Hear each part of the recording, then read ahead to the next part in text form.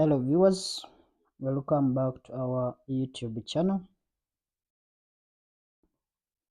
We want now to proceed with our series of quantitative techniques, CPA level 1 paper. So we want to look at a compound bar chart. In the previous video we looked at the simple bar chart.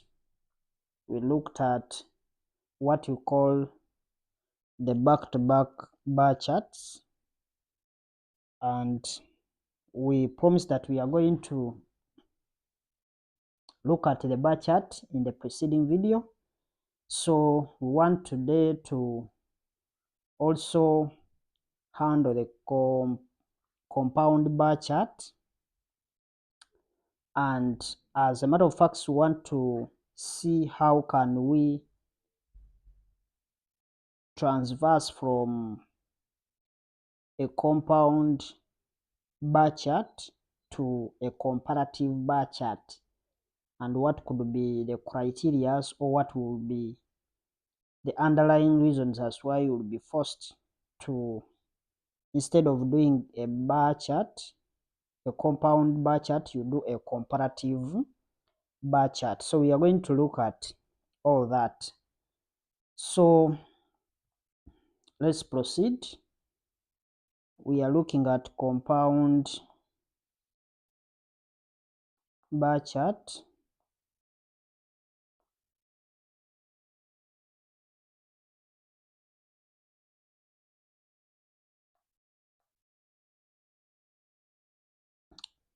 A compound bar chart, of course, it is useful when you want to compare two or more quantities on one chart. This is useful if you want to compare two or more charts, two or more quantities on a chart, because we looked at the simple bar chart and we only looked at one kind of information. We looked at the profit of the bank for the last 6 years, and that was one item of the quantitative aspects. In terms of the values, we are only looking at one item. Now, if we have more than one, we have 2, 3, 4, or 5 quantities or values that we want to represent on a chart, then from there we use a compound bar chart or a comparative bar chart. So we are going to see the real difference between the compound bar chart and a comparative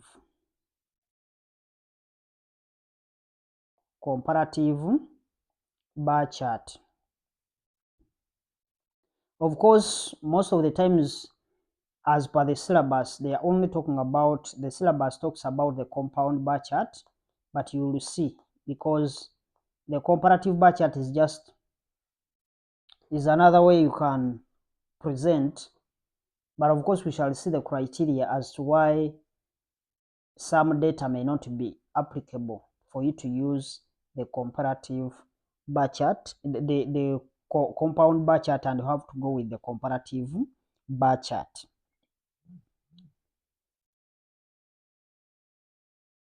So let's now look at the steps. But before we look at the steps, you also have to know that when you are comparing different quantities, maybe for different years or maybe for different companies, it may be useful for you to shade, to do what we call shading. You shade the bars, so that you can be able to differentiate them, because we are going to be having data that is from different areas. So meaning for you here, you need to have the key, of course, because you are going to be shading this, but it's a must for you to have a key here. It's not an alternative as we saw in the line, in the bar the simple bar chart, because from there you can either have it, or we've seen how you can fail to have it and it really remains authentic. But either way, it's always good to present the key to show the different items that you have plotted on your graph. So let's now look at the steps. What are the steps of drawing a compound bar chart?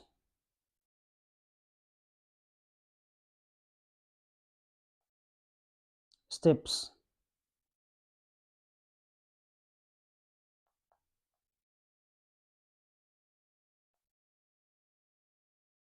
Steps for drawing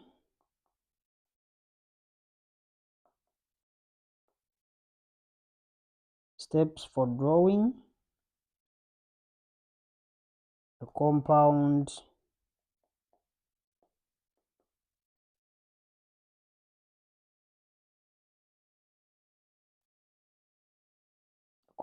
bar chart.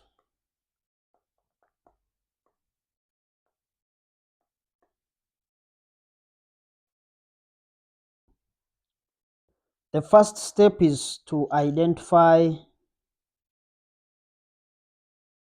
the data.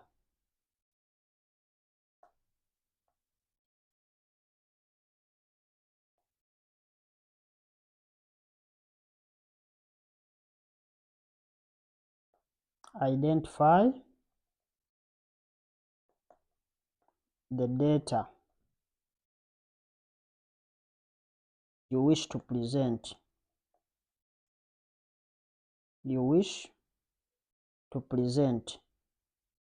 Identify the data you wish to present.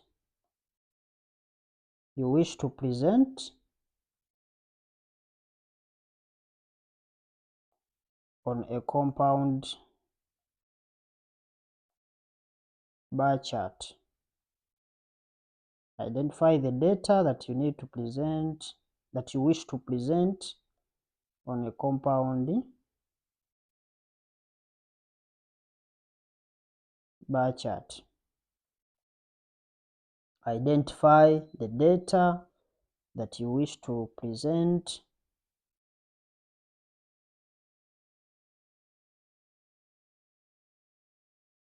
on a compound bar chart.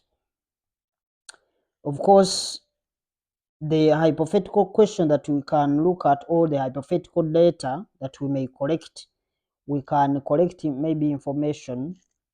Let's assume we have collected it's hypothetically, we have collected information maybe about the crime rates in cities.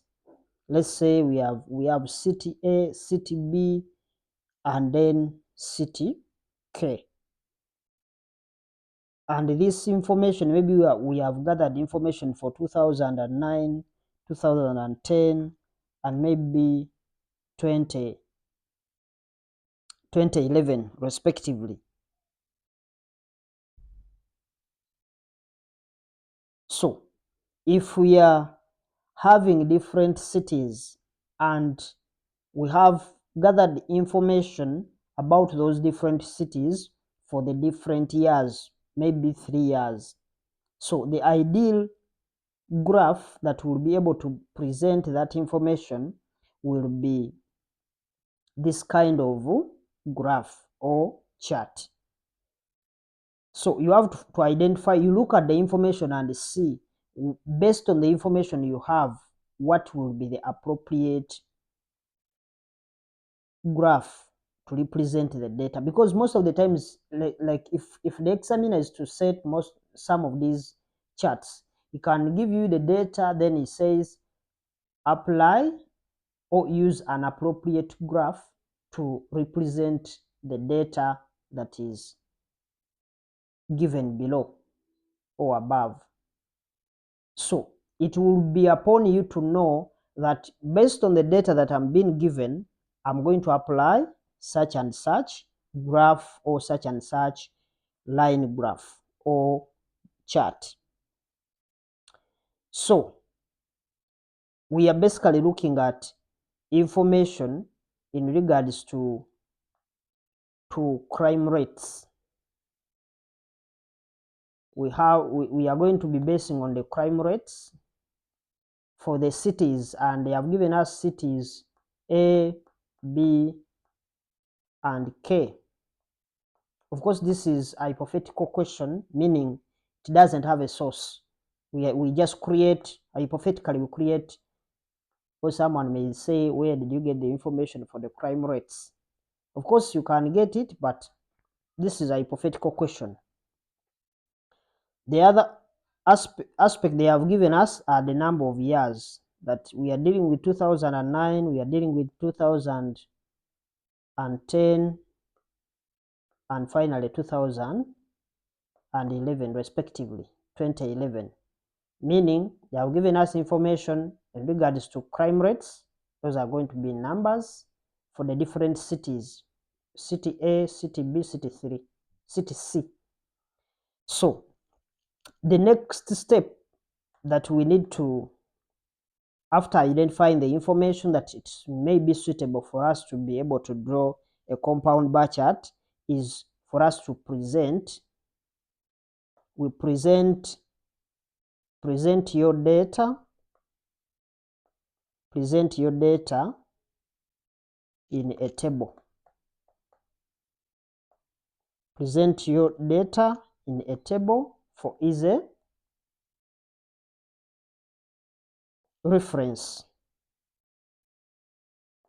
Sometimes they always give you this information. Most of the times they always give you this information when it is in the table format. That's why our first topic was all about presentation of data in a tabular form.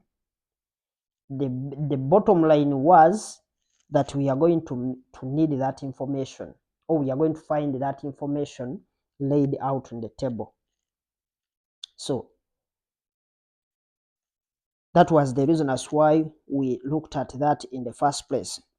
So in the example that we have just created on the hypothetical question that we are trying to formulate, we have looked at the crime rates, and of course you will see that we shall have this information laid down in what we call columns.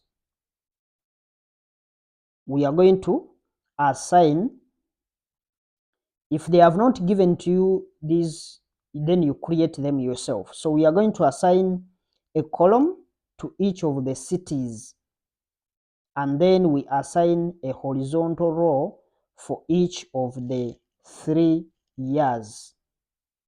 The whole information is about crime rates, but the information is portrayed in years, and then the crime rates in the cities. So the variables are going to be the cities, or the crime rates in the cities, the crime rates in the different cities. So we are plotting crime rates against the cities. And then the years are going to be, we can put the years in the key, that because the whole bottom line, if they talk about, that's why I was telling you, identify what is the variable, what variable is in the question. The variable in the question is about crime rates, but these crime rates are appearing in certain cities. So what we are going to do, we create crime rates on the vertical column, because those are going to be numbers. Then we put these cities on the horizontal axis. Then we make each bar to represent a full year for each of the variables. We are going to understand and we are going to internalize it. So we said we present the data in what we call the tabular form for easy reference. And we have said we are going to assign each column to each of the cities. Columns, these are the ones that are moving downwards. Then the rows are the ones that are going to move in a horizontal manner. So we are going to have things that are moving horizontally in years. So of course, once we are done with drawing that table, then we are going to insert the relevant data in each of the the corresponding cells that we have formed. Because you know, where a column meets a row, it forms a cell. That is Microsoft Excel. So let's maybe gather just some hypothetical figures. We create a table, and then we said the table is going to have cities. We are going to have cities. Of course, this can be city A, city B, and then city K. Those are the items, and they are going to be in these columns as you're seeing them.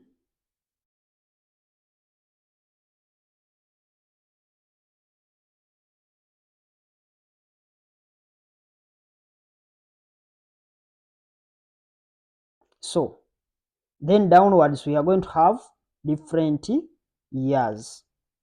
So these are cities. Of course, then we have the years.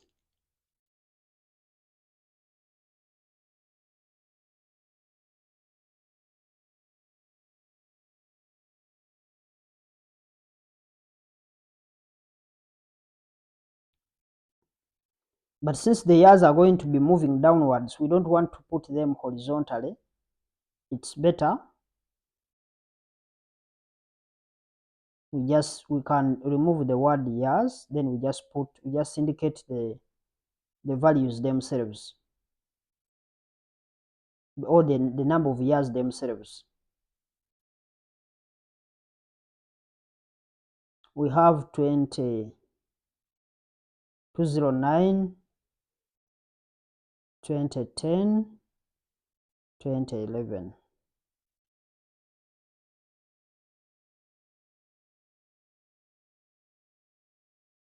Meaning if you want to have the total, you can put the total this side. But totals are not, they are not necessary. I will tell you where the totals are necessary. Here totals are not necessary. So in 2019 to 2009, in city A we recorded maybe 70 cases, crime cases. City B 55. City C we recorded maybe 85. Then you can record going the other side. You add 70 plus 55 plus 85, you put the total the other side. So this one we had 60, 75, and 80. And lastly, we had a 65, we had a 70, and a 73. So those were the values that we have there. Maybe the examiner can add for you, can put for you the total just to confuse you. But I've told you we don't need the totals. But you will find the examiner has put for you the totals just to confuse you, because you'll be wondering, what should I plot?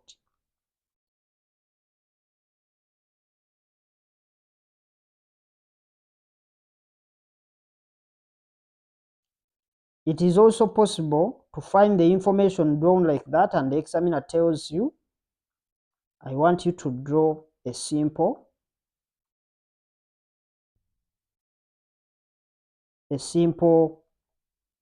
bar chart. So if the examiner tells you that I need a simple bar chart, actually that's when you will be in a position to get these totals, because you will be plotting the totals for each of the years, and that's it. If you want city against the cities, of course you come and get the totals for city. Let me also put it there, totals, because if they set it, they always put some disturbing aspects so that you get confused. Let's also put those disturbing aspects.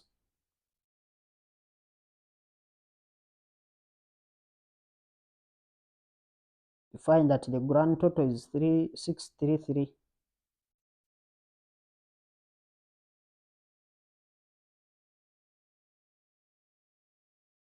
This is 238. Of course, this side is 200, and this side for the city A, it is 195.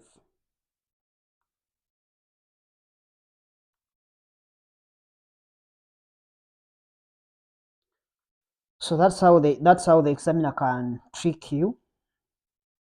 So depending on the question, if they tell you they want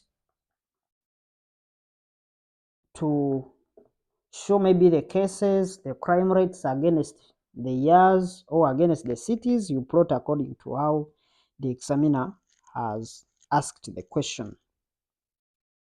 So if they bring a question like that, and they tell you they want a compound, then the totals are useless or they are not useful at the moment.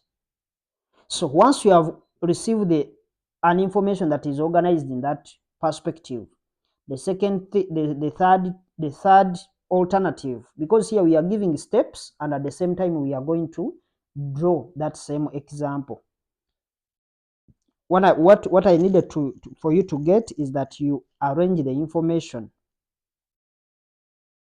in that order using a table.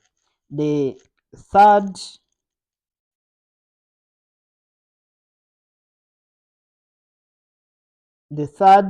step is to draw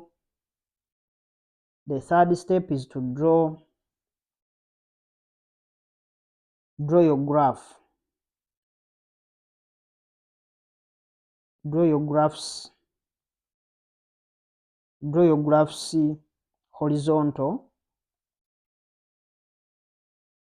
horizontal and vertical axes.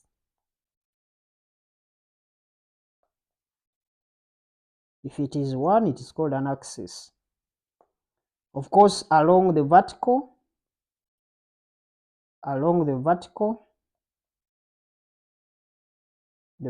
axis, we write there, you write the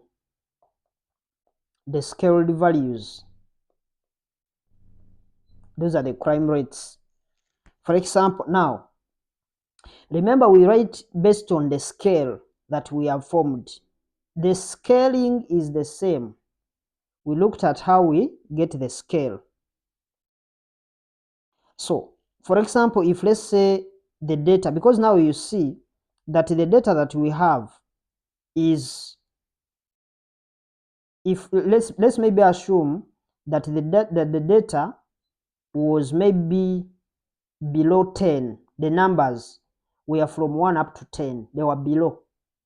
We can use a scale of maybe 1 centimeter to represent 1 unit, because the values, of course, they are small.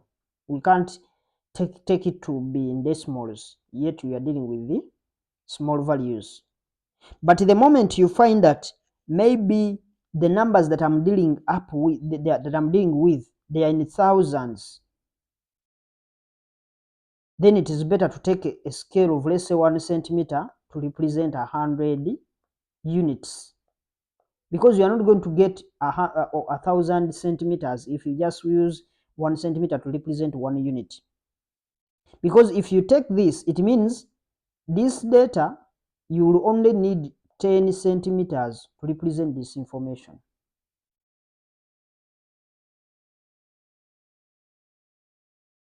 So that's for the vertical axis or axis. For the vertical axis, you get the scale, you put the scaled values depending on on the scale that you selected. And of course, along the horizontal the horizontal axis, we make the data. You can make your own data parameters. You make your data parameters. You make your data parameters.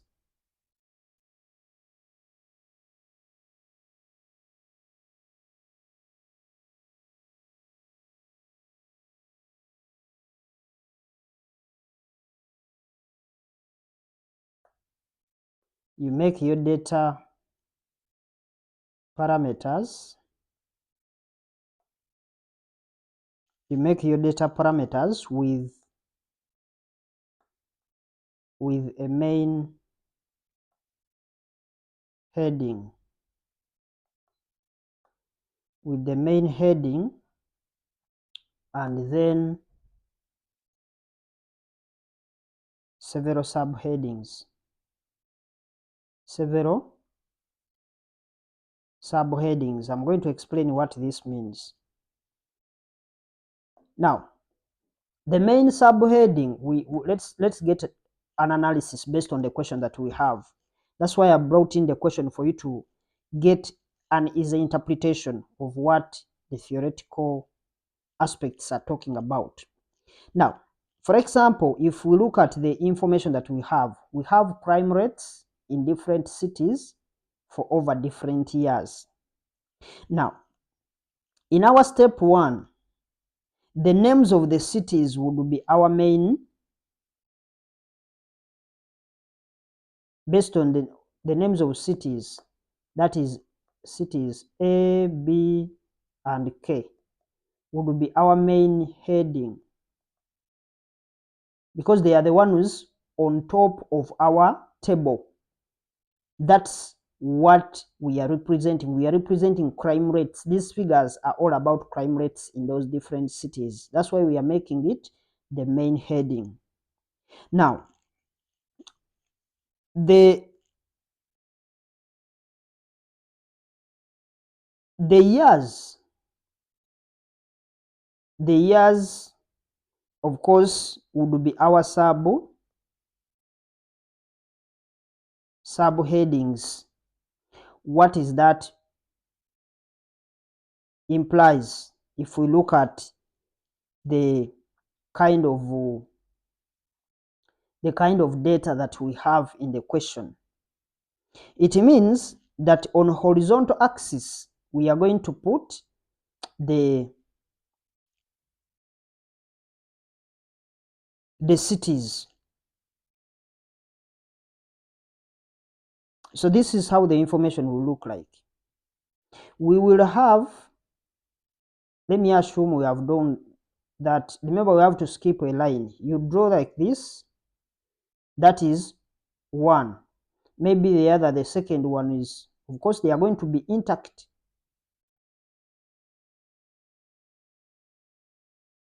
That is 2, maybe, and we draw the third one is maybe there. Now, from here to here, we are going to have that is city A. We do it for the third one, we skip the same.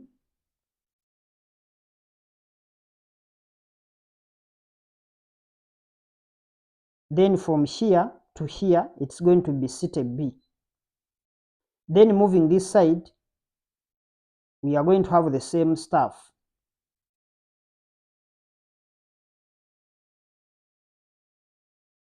And from here to here, that is city K. So the horizontal is this one is going to be having the figures representing the crime rates. Of course, here we have the cities. But now what we are going to put on these keys, we are going to shade different. If I shade like this for that one, then the other one I shade like this.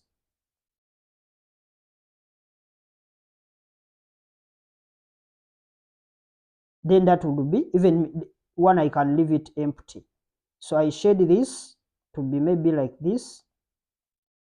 Then I shade one that has just shadings of that one. So this one will be Of course, this will be a year, maybe let's say this is year 2009, this is 2010, this is 2011. Meaning, on the horizontal axis, we have two things. We have the main headings and then the subheadings. That is the implication. That this will be 2009, this is 2010, and this is 2011. Then we do the same thing here.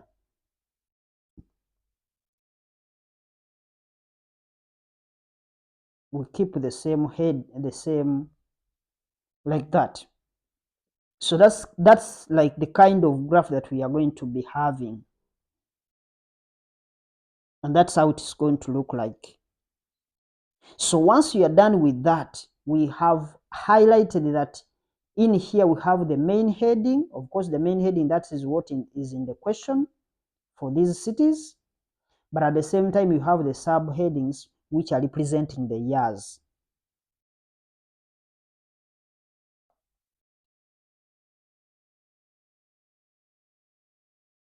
So the last one,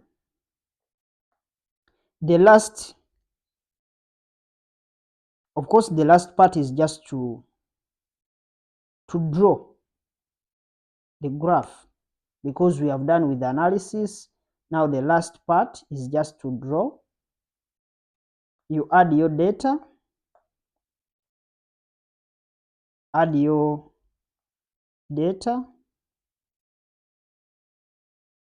to the graph.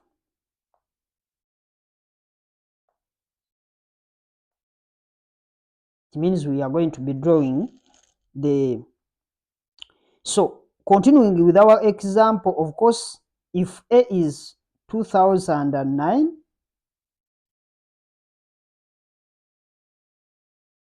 of course, you find that for city A, the 2009 is our first piece of data that we have to put on the graph. So what we do, we plot this information from the table onto our chart by drawing a solid bar. So the other key thing that you need to put in mind is that the bar's width will be the width of the subheadings. We say the subheading, those are the years. And its weight will be the corresponding values of the data, and the data was all about crime rates. So the corresponding height will always be the corresponding values of the crime rates. So you repeat this same procedure for each of the subheadings for column A or for city A, and then you move to city B, and finally for city K, until all the data is plotted on the chart. So without taking much of the time, let's try to elaborate that graphically. One thing that I told you is the fact that we need a heading on the chart. So this, we can call it a compound bar chart representing or showing crime rates in different cities, over different periods of time, over different years, because they gave us years. Otherwise, if you say periods, a period can be a month, so you be specific. Different years. If these figures were in thousands, you can also put the thousands here. But given the fact that our information was not in thousands, we can just take that off. But just know it's key to always include the unity of measurement of the data that you are dealing with.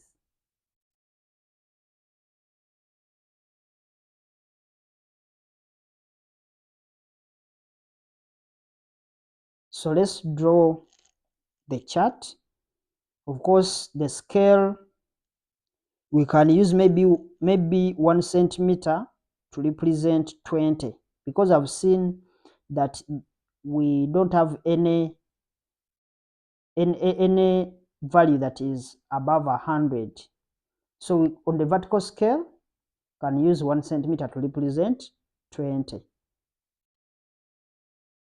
But don't forget the fact that we are always leaving a space on our left hand side and then on our right hand side for us to be able to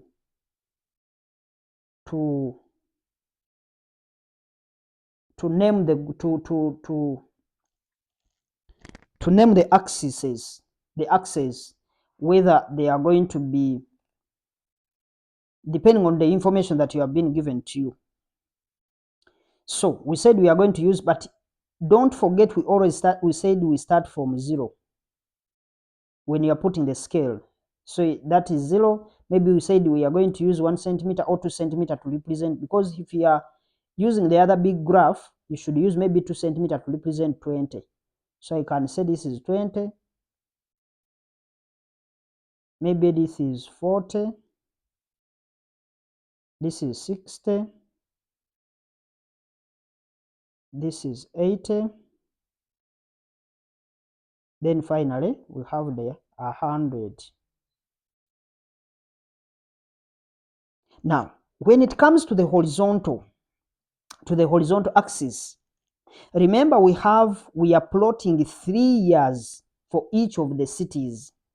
So what you are going to do, you are going to say 4 centimeters, because remember there is one that we skip. So you can say 4 centimeters to represent a city, because the moment you say 3 centimeters to represent a city, it means you are excluding the space, and the space we are leaving is supposed to be uniform. So we can say 4 centimeters to represent cities.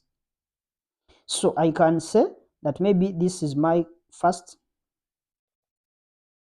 the first centimeter, this is the second centimeter, maybe this is the third, and this is the fourth centimeter.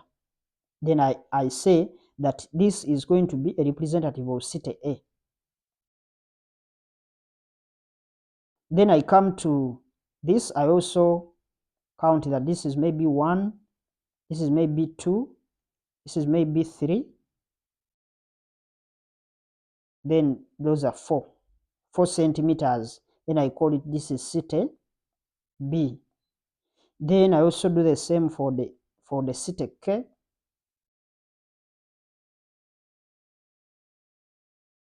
And I say this is city K. Of course, these are cities. Then you also name this side as crime rates, the vertical axis. So now we start drawing. We draw each of the bars basing on the information that we have. For 2009, we have, for city A, we have 70. This is 60. Of course, you know how to interpret a graph. I explained that. You just come here and say maybe 70 is around there.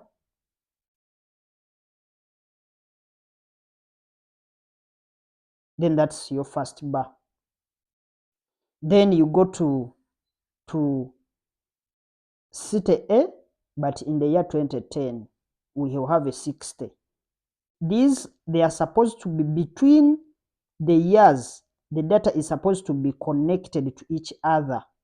Reason is because we are representing information of a single city. So for the last 2011, we have a 65. So maybe the 65 is around there. Now, once you have finished one city, you go and shade. I can leave one not shaded. Maybe let me shade this like this with a blue. Then I'm going to leave maybe the middle one unshaded. Then I use a black to, or let me use a green. So if you don't have, remember you don't use colors in an examination. You do now this one is a net. You shaded it like a wire mesh. Then this one, they are just crosses. Then in the middle you have not shaded. So that's how you now come here. Immediately after you are done with the one of the cities, you come and create a key, because you will not have time to wait until you are done. You create a key, you put the key and you say a key, then you put that information. Here I'm going to use the different colors.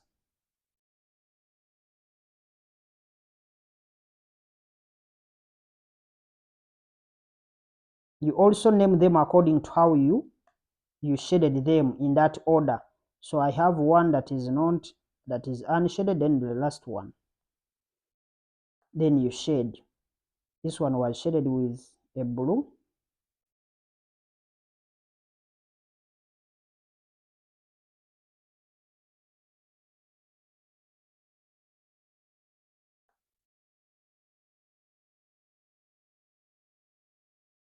And I call this 209.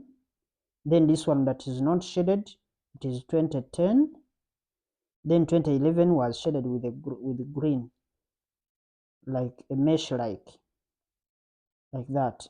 So this is representing 2011. Because even if time gets you and you have done something like this, honestly speaking, there is no way the examiner will actually fail to give you, even if you have not completed everything and time has gotten you and you had stopped there, they told you stand up, and you had not drawn these other ones, you'll still get some good marks. Other than when they say stand up, when you have not provided the key, we don't even know what you plotted. This one gives you an examiner that that's what I was going to plot. So it is always important to do the needful, because here you are struggling for marks. Now we go to the other one for part B. Of course, this is 55. Can assume you skip a line.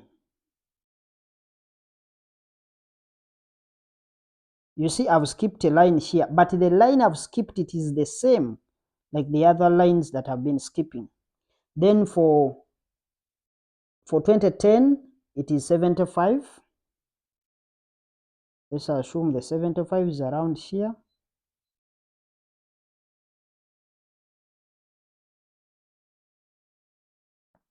Then we do the same for the last year, 2010, that is, it is a 70. You can assume the 70 is around there.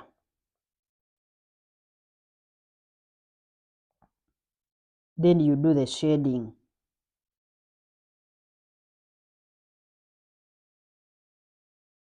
Skip the middle one, then we shade the last one.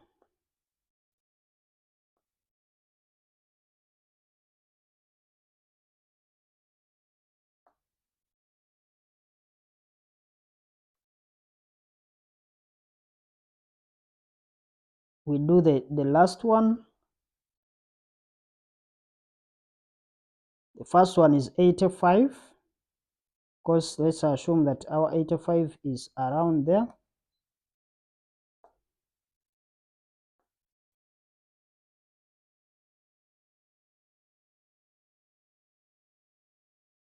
you try to be as neat as possible. The second one is 80. Then the third one is 73.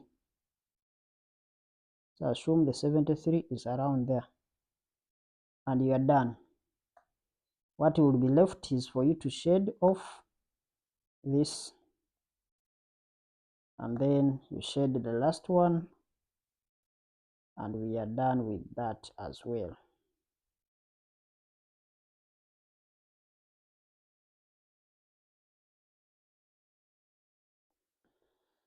So that will be the end of that. So we have seen how to draw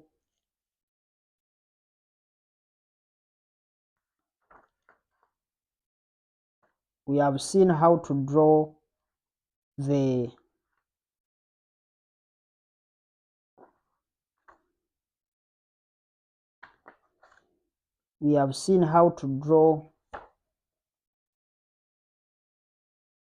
the compound bar chart, and now I want us to get ourselves to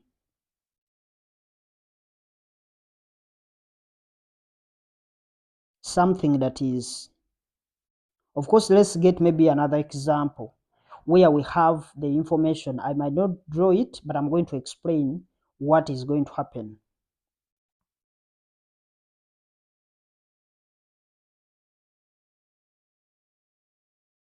So that is the information. Let's get to example 2. Example 2.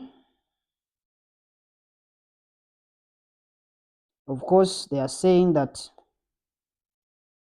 the following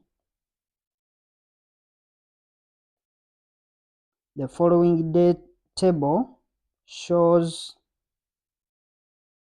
the number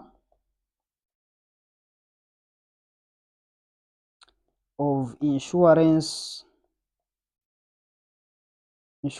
policies, shows the number of insurance policies by class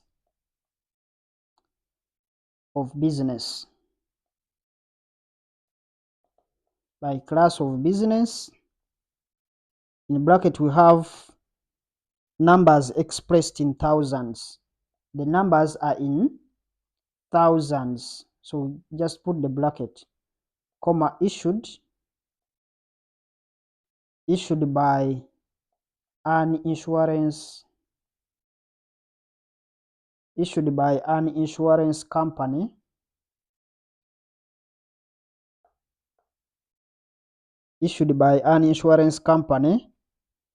during the years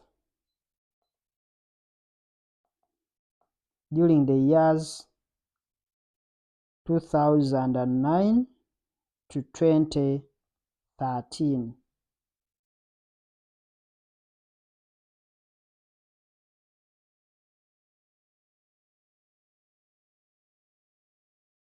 To 2013.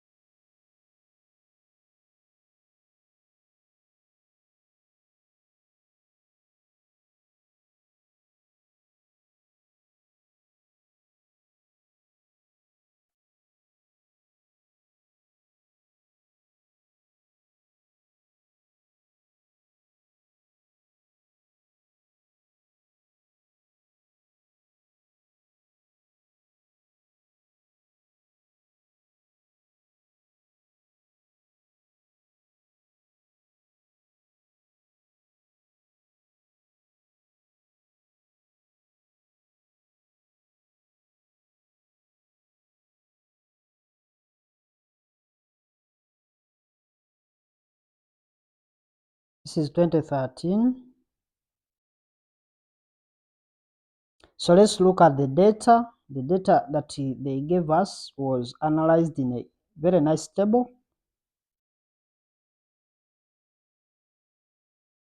There's something I want to explain from this. We have the policy type. Of course, in insurance business, they call their product policies. We have the life, of course, life insurance. We have motor. We have household.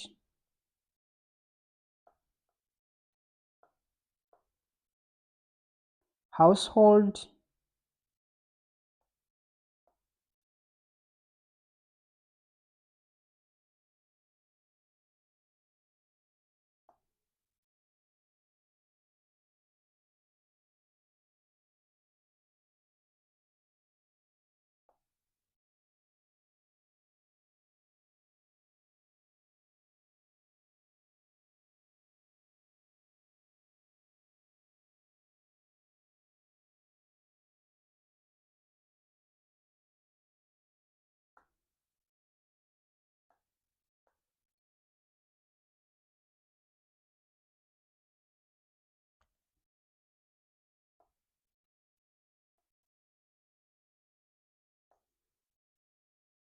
We have the household, and finally, we have others.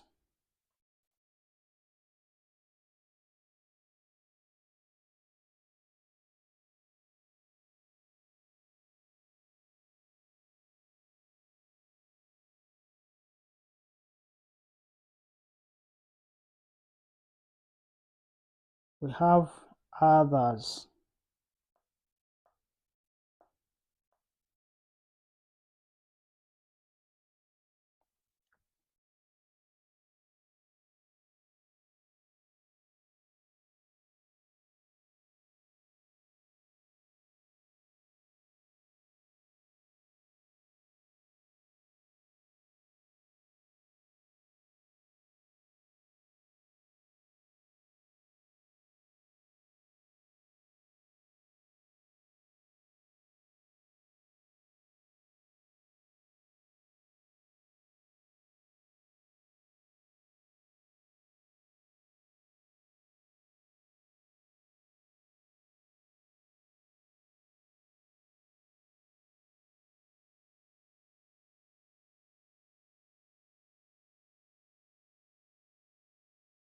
So under the policy type, they gave us, up here we have number of years.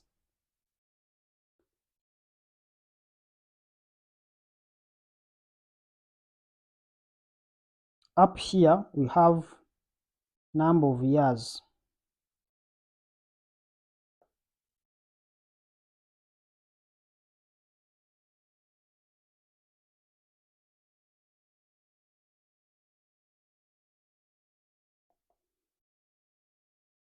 Number of years. So they gave us 2009. Remember, they told us 2009 and up to 2023.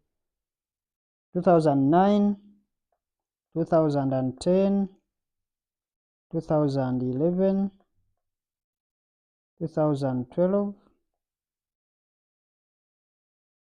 then 2013.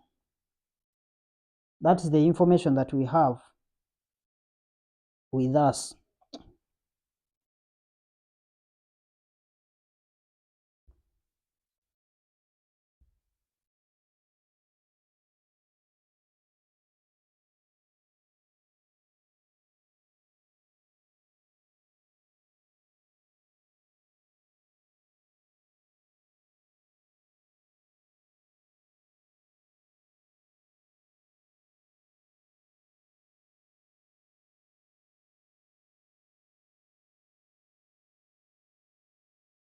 So we are going to present this information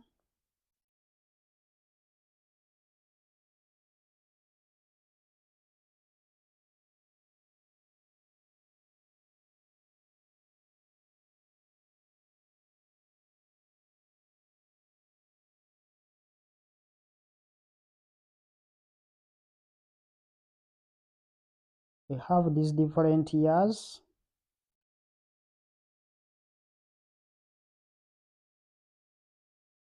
So let's put the information. Can maybe go year by year. So this one we have 24. We have 24.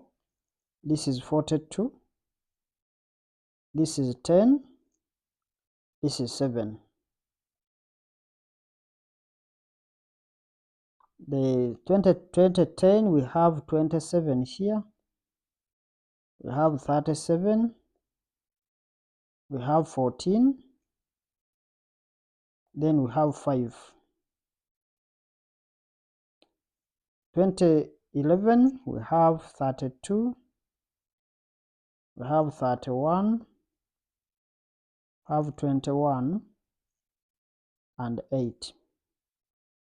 Here we have 31. We have 29. We have 28. We have 7.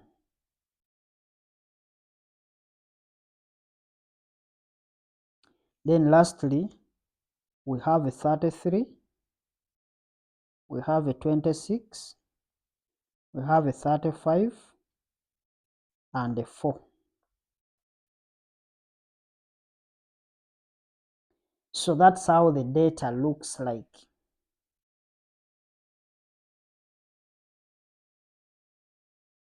That's how the data looks like. Now the required. Let's look at the required.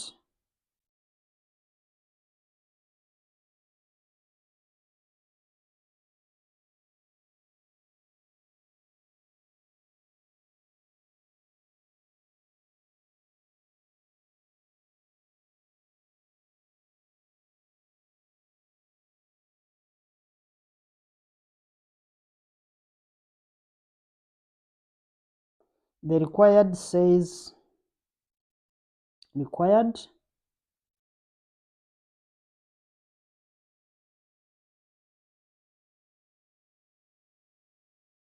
they are saying required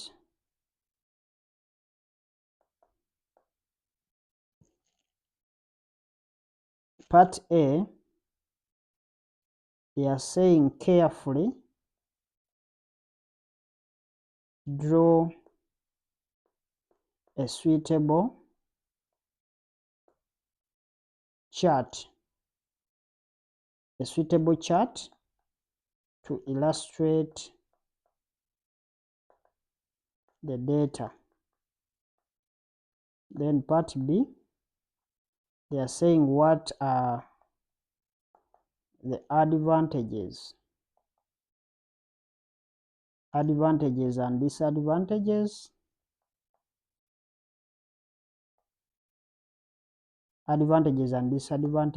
of your form of representation. So whichever you have chosen up here, what is the advantages of that chart that we have selected? But our main focus is on, of course, part A for the illustration of the suitable.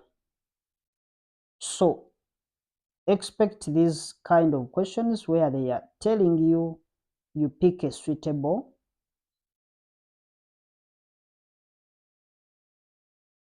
chart. So picking a suitable chart calls for a thorough analysis of the information that has been given to you. Now, if you look at this information,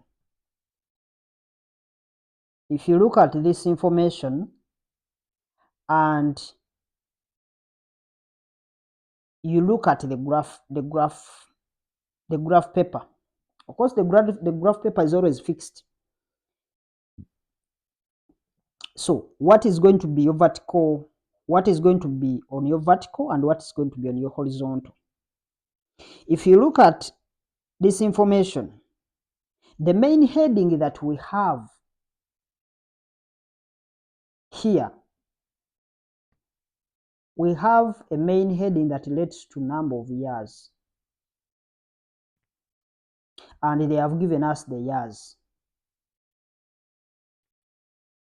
But in the question, the examiner told you that the following data, let's look at the question. They said the following data shows the number of insurance packages by class of business issued by the insurance companies during the years. So the variables are actually years and then the insurance policies.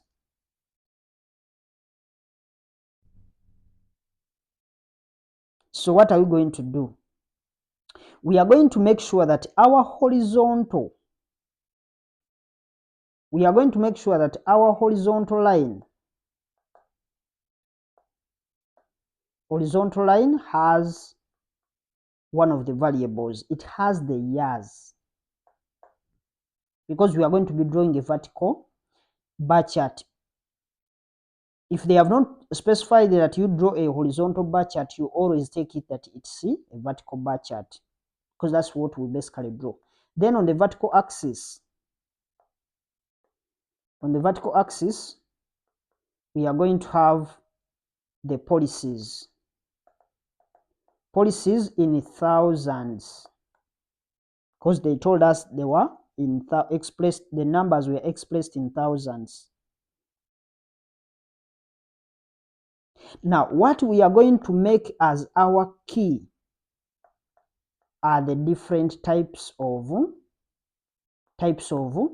insurance policies. If you fail to identify this kind of information, you are off. Even if the topic, because the graph is very easy to draw, but if you fail to identify this information, you are off. Now, they have given us the policies, they have given us the types. We are seeing that we have 4 types.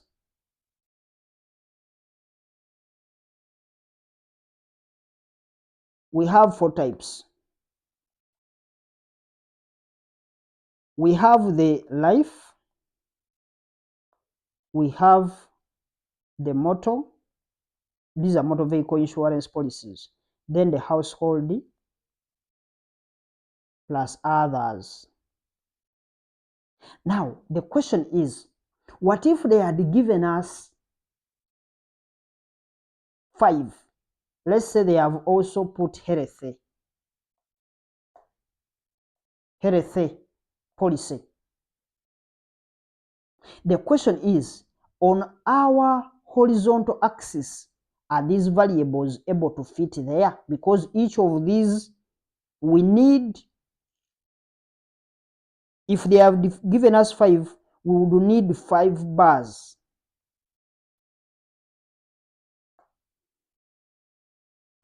But since they gave us only 4, we need 4 bars, and each bar is representing a year. 4 bars for 2009, 4 bars for 2010, 2011, 2012, and 2013.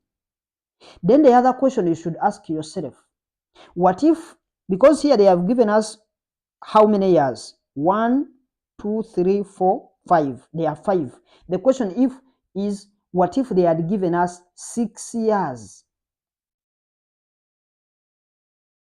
If they had given us 6 years, where we are supposed to draw 4 bars, it means we shall need the bars that we shall need,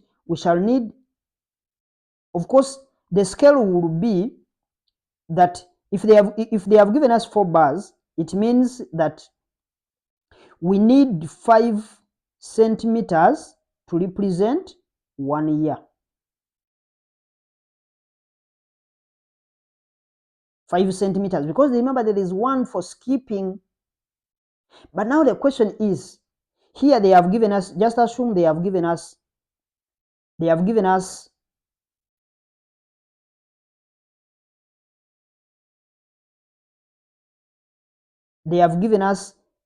5 what will happen? Let me put it down here. What is going to happen is that they want us to draw, if they had given us 5 insurance policies, it means we shall have 5 bars. But if we need 5 bars, we always add 1 for the spacing. So it means we shall need 6 bars. How many years did they give us? They gave us 5 years in the question. But what if they had given us 6 years? 6 years means that we shall have, each year will have 6 bars. So it will be 6 times 6. That will give you 36. This would be 36 bars. The question is, if I look at my graph paper on the horizontal axis, am I able to have 36 bars? And I leave also a part, because remember on the vertical here we always leave some 2 centimeters for labeling, and then 2 centimeters this side for labeling. So it would mean that if I need 2 centimeters this side, I will add, if they were 38, then if they were 36, there would be 36 bars, meaning we need 38 centimeters. The question is, on the horizontal axis, do you have 38 centimeters?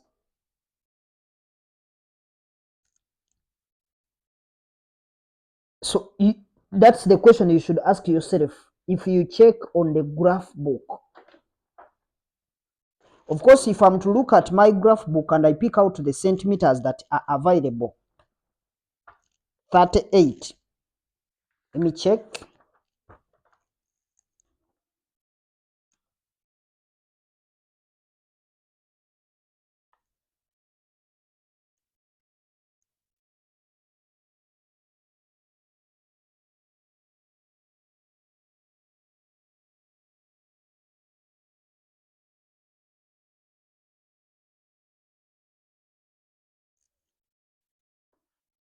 I've seen that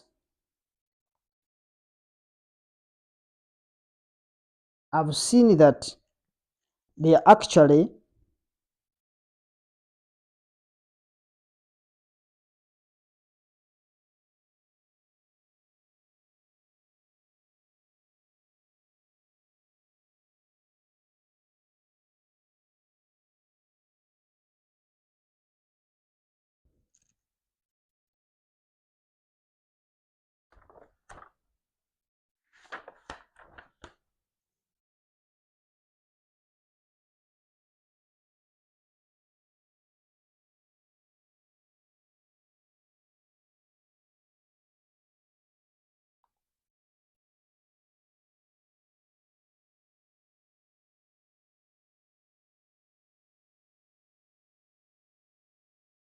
I've seen that they are 18. They are 18 centimeters.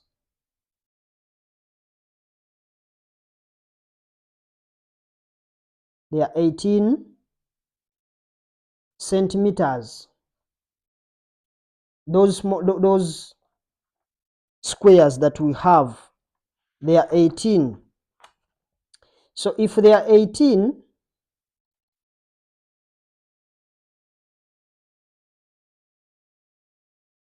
they are 18. Remember, we need, if they were 5, we need 5 bars. 5 bars, no, 5 bars would be 5 centimeters. So 5 centimeters, if there were 5, then it means we need 6. Those are 6 centimeters. That would be 1 year. But the years are 6.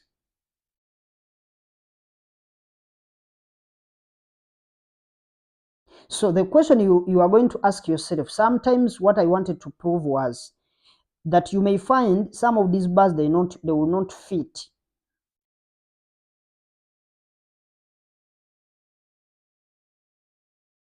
They will not fit on the what?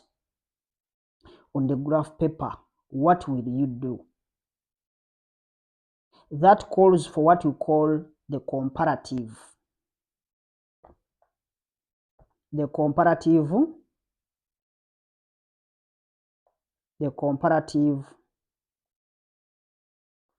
bar chart. Because for a comparative bar chart, you always do some computations to make sure that these figures fit. You do what you call cumulative computations. And these we always present them upwards. They are on top of each other, like this. I can draw a graph like this. I represent that is 1 year, 2 years, 3 years, 4 years. I draw another one like that. Maybe the other one is within there for all the years. So that's what we call the comparative bar chart. So what I'm going to do, I'm going to make sure that I go through with this same question. We do instead of us doing the compound bar chart, let's start with the comparative bar chart. We see that if we were to do the comparative bar chart, how will this chart look like? Then we go to what we know, because we know how to draw the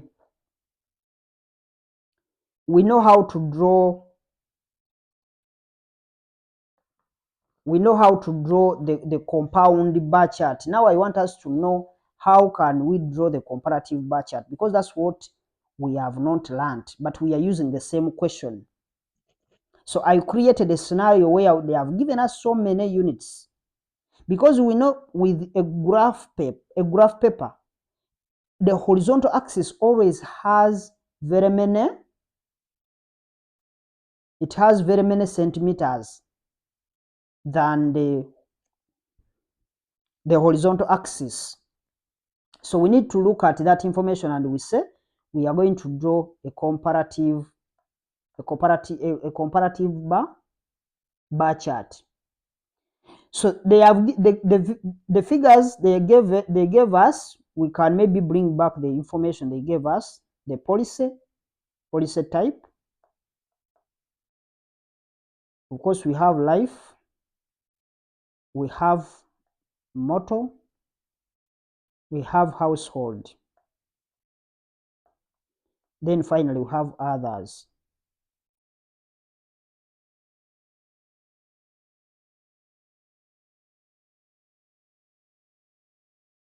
We have the different years.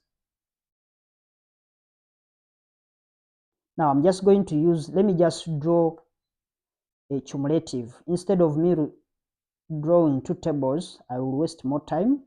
Let's just use this. We do the solution. We get what we call the cumulative values. We put up here cumulative values.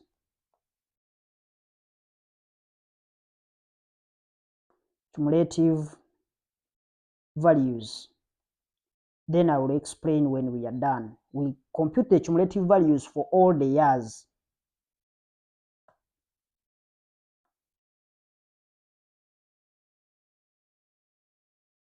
We are using the table that we gave in the question. So we are looking for the cumulative values.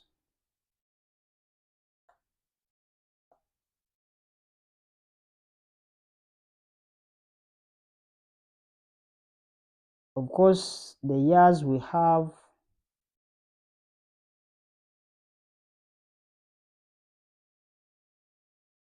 they gave us 2009, 2010, 2011, 2012,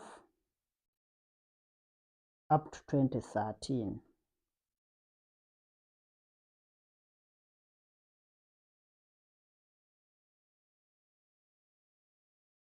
So I want you to know how we are getting the cumulative values. How do we add these figures?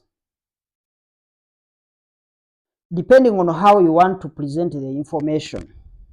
Because for this, it gives you different ways of how you can present the information as you want. For me, I may say that I'm going to make my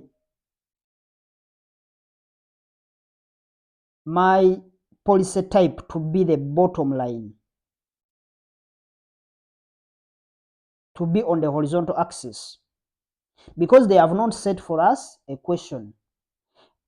Or we can use the same question they gave to us, whereby the horizontal axis is going to have years. It's going to be named as years. So if it is going to be named as years, we always get the cumulative values for the years, not for the policy types. I'm repeating. It depends on what you are going to plot on the horizontal axis that determines which cumulative values should I get.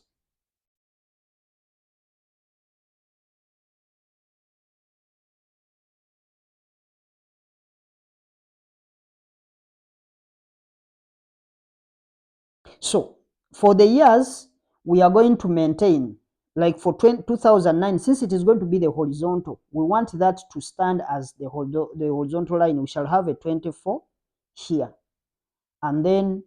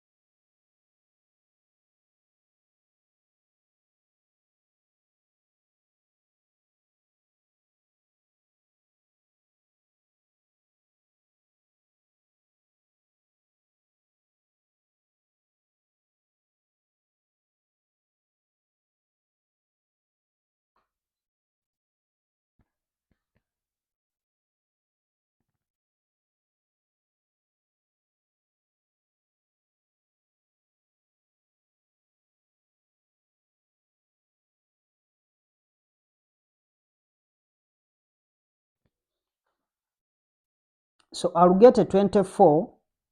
Our next value, let's check in the table. Let's first look at the table. We'll look for those values.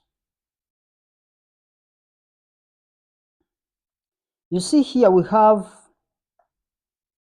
a 24. We have a 42.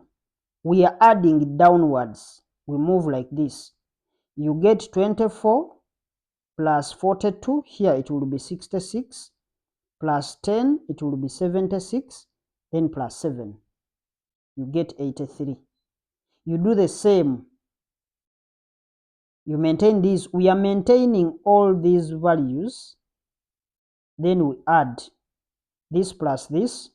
That will be the value for motor. So we are adding downwards. That's what we are going to add.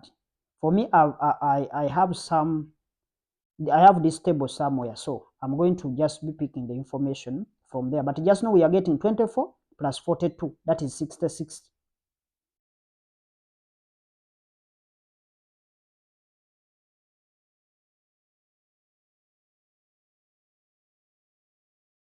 So this one is going to be 66 for motor, because we have gotten 24 plus the 42. It gives you 66.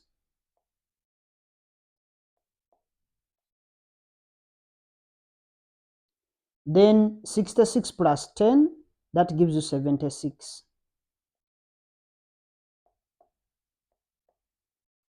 Then 76 plus 7, it gives you 83. Then we go to 2010. 2010,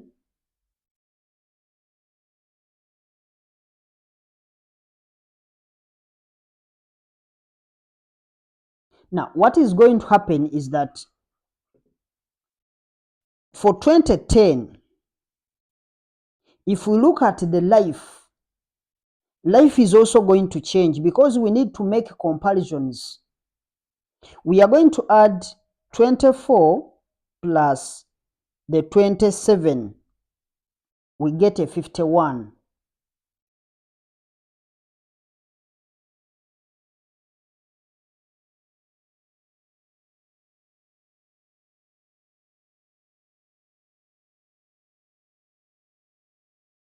Let's first work in this perspective. I will give you the other criteria. So this one we start with the 27. 27 plus 27 plus 37. 27 plus 37, we get 64. So this one will be 64. Then we go to 64 plus 14. It will give us 78. 78 plus 5, it gives us 83.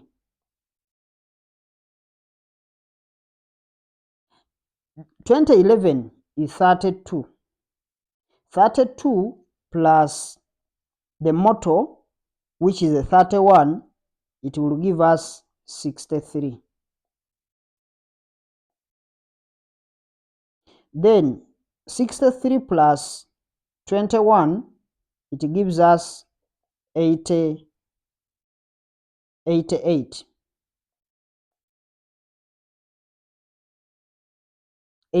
Then 88 plus 8, it gives us 92.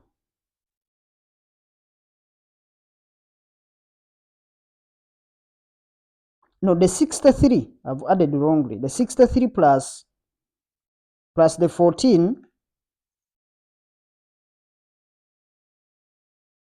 for 2010, for 2011, it is 32 plus 32 plus 31, it gives us a 63. 63 plus 21, it gives us 84. It's a 21.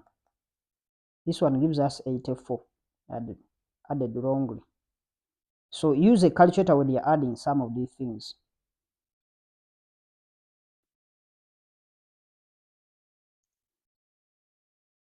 Because the one for household was 21.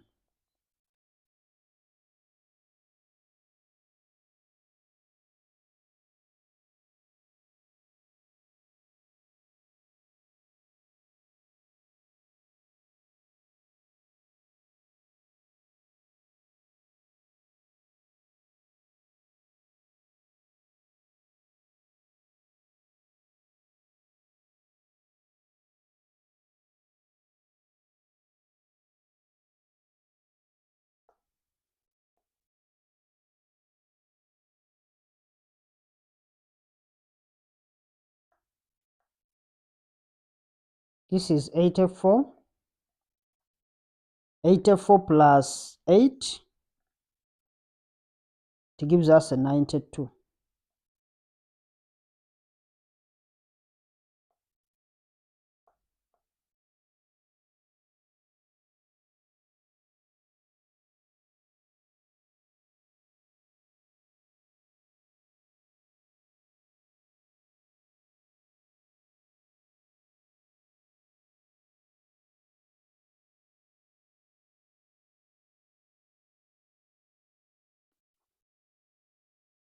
Then we go to of course to the 2010, 2012.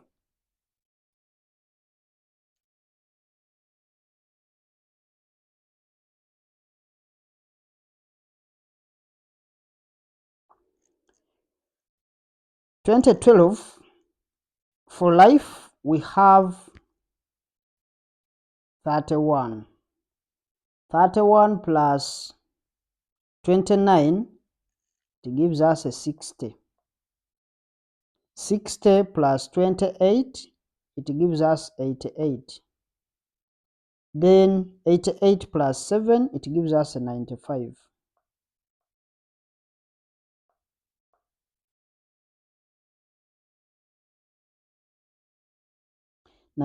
So we go to the last one, life as 33. Then 33 plus 26, it gives us a 59. 59 plus 90 plus 59 plus 35, it gives us a 94.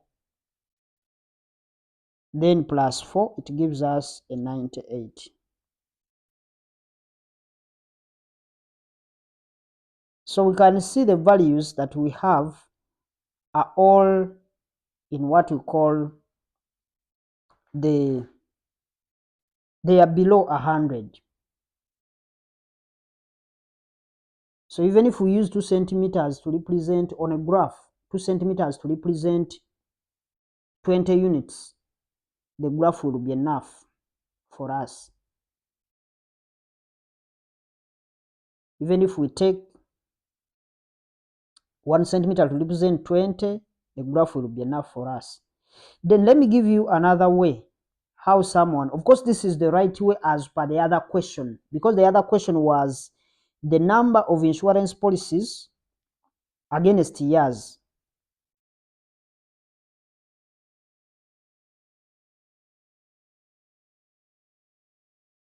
But now I'm going to give you another scenario. If it was against, if we are going to name years in our key, then we put the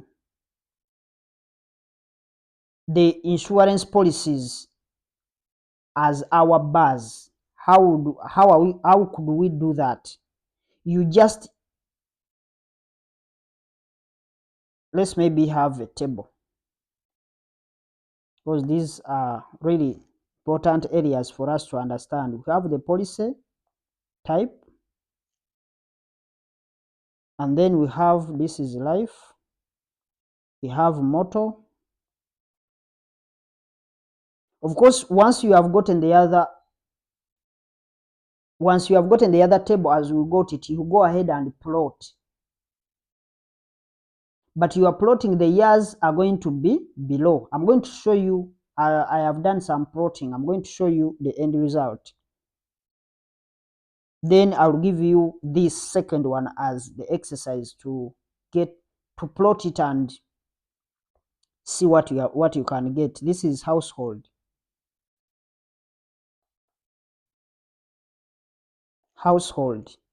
Then others.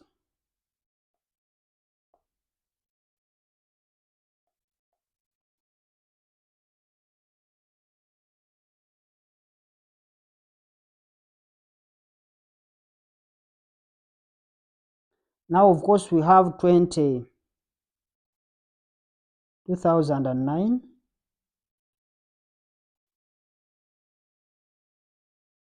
We have 2010. We have 2011.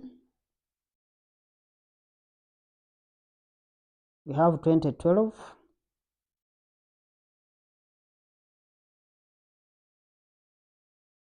We have 2012. And then 2013.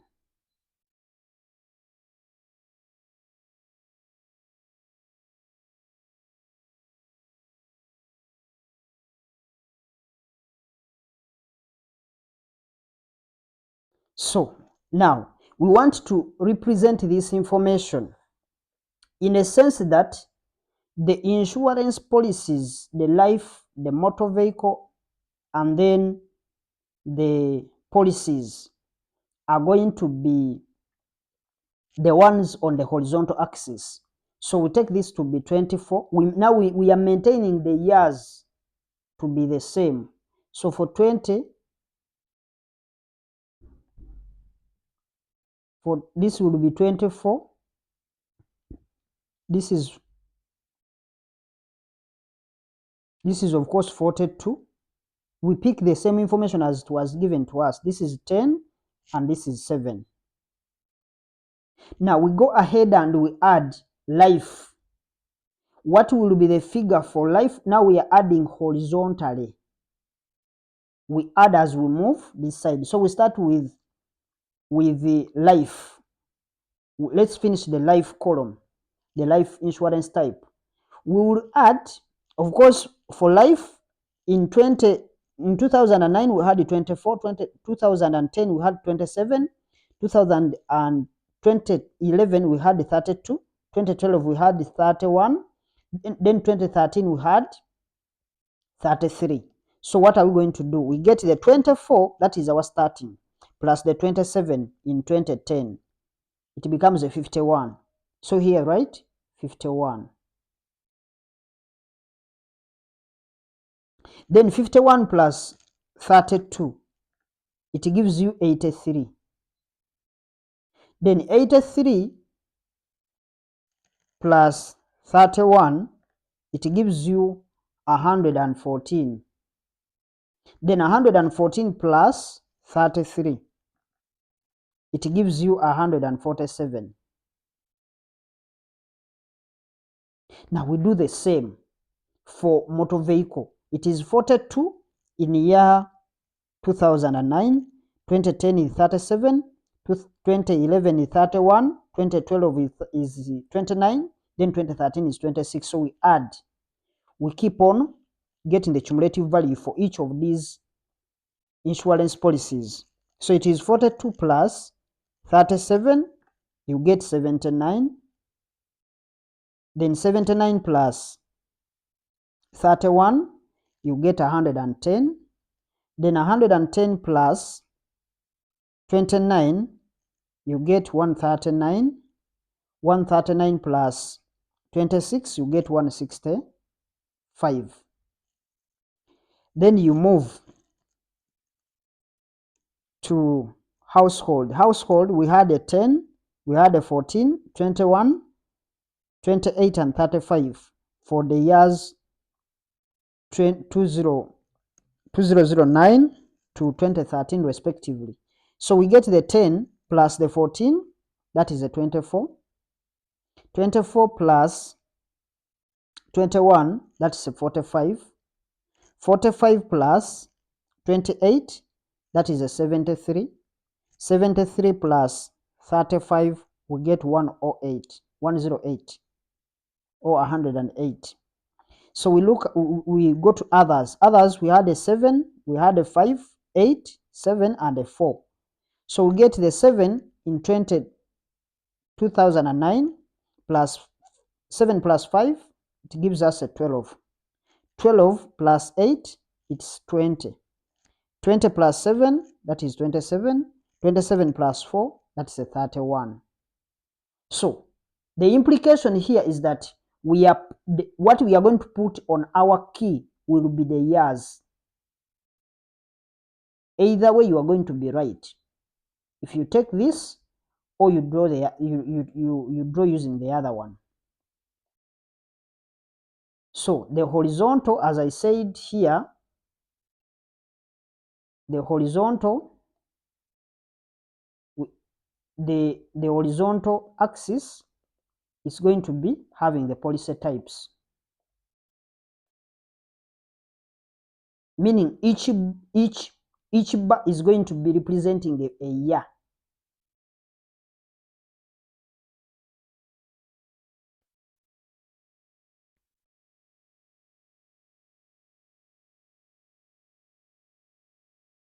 But all the years, the 5 years combined together to give a one policy. That is the implication. So you get now the scale. You get the vertical scale. Vertical scale, of course, when you look at these values, you see that the highest is 165. So if it is 165, maybe we can say 2 centimeters can represent maybe 20, because it's just 20 or 30.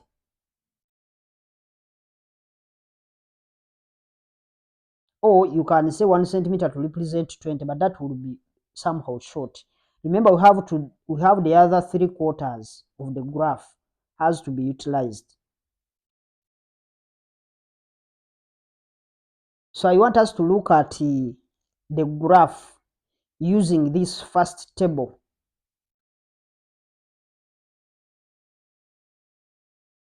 Where we have drawn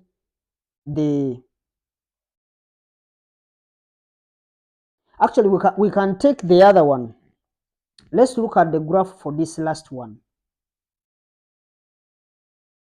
Let's look at the graph for this last one. So that for you, you will take the other first one to be your exercise. So we've said, let me highlight what we have said. Here, the horizontal axis, the horizontal scale,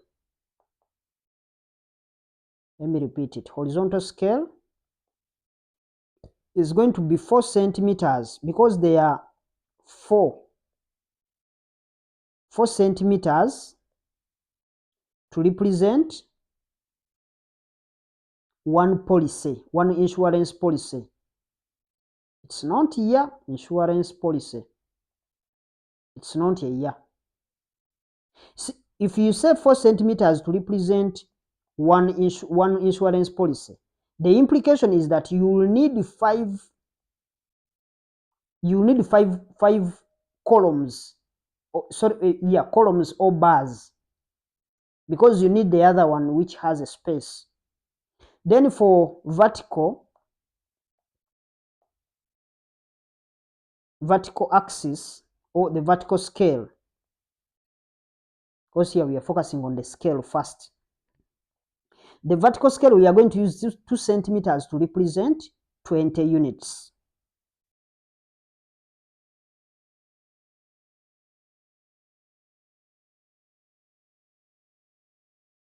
Two centimeters to represent 20 units. It means one small square will be equivalent to 2 units because the 2 centimeters have 10 small squares.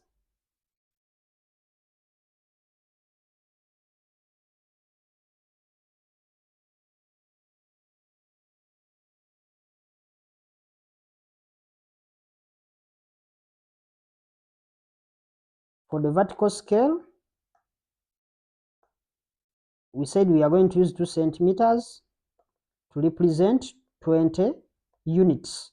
These were in what? Because they were in thousands, so 20 units, but for us we know the figures are in thousands. So it means 10 squares is equivalent to 20 units. So 1 square, if you divide the 1 small square, will be equivalent to 2 units. Meaning each small square is representing 2 units. You need this interpretation because we are going to be scaling, or we are going to be drawing this information. So let me show you what I drew. And of course, you can be able to conclude.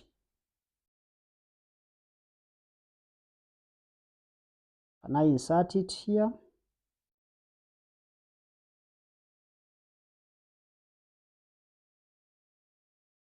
Let me just click on it.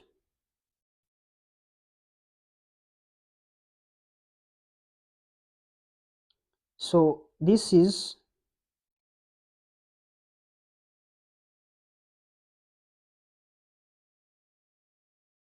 that is what we have.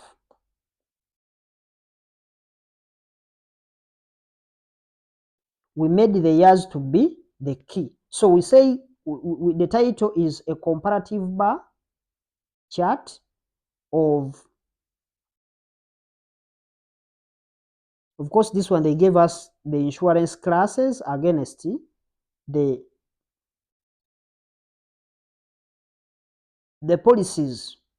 Remember, this is a hypothetical question. I took the other part. So you are seeing that on the horizontal, I have the number of insurance policy. Then on the vertical, I have the numbers of insurance policies. Then on the vertical, I have the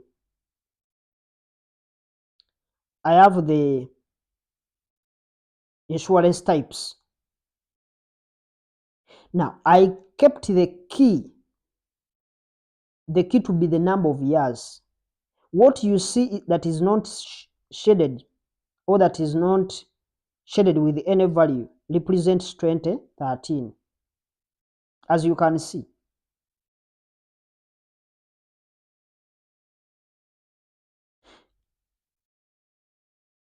So for this one, you don't need to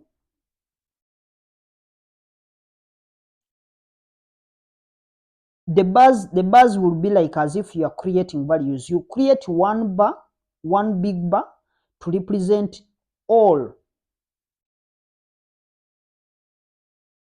So you are creating one big bar to represent all the life policies, the life policy. Then one bar to represent the motor insurance, then house insurance, household insurance, then other insurance policies. So you will see that each bar is going to be divided into the different years it contains of the information. So you can see for the life, you can see that the first one had the information as we started plotting with a 24. You are seeing this one is above 2, and we have counted two small squares on this first one. For life, we counted 2, 1, 2. They are two small squares, and this small square represents a 24. Then we cut that off and we shaded it differently. Then we went to plot the other year. Now this is year 20. This is year 2009, depending on our scale, on our key. Using S, it is 2009. Then we go ahead to plot, because we are moving horizontally when we are printing. Sorry, when you are plotting. So what you do, it is just a matter of going in on the life. You pick what is the highest value is. On life, it is 147. So you plot that first bar and you go up to 147. You can see it moves up to 100. This is 140, because each of these is representing 2 units. Then we moved up to 147 here. That is the last. So you draw that big one.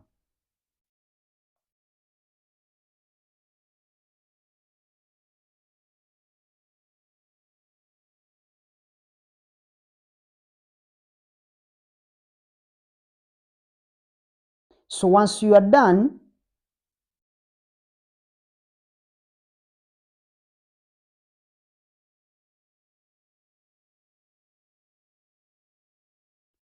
with drawing that big one, then you start breaking these other values.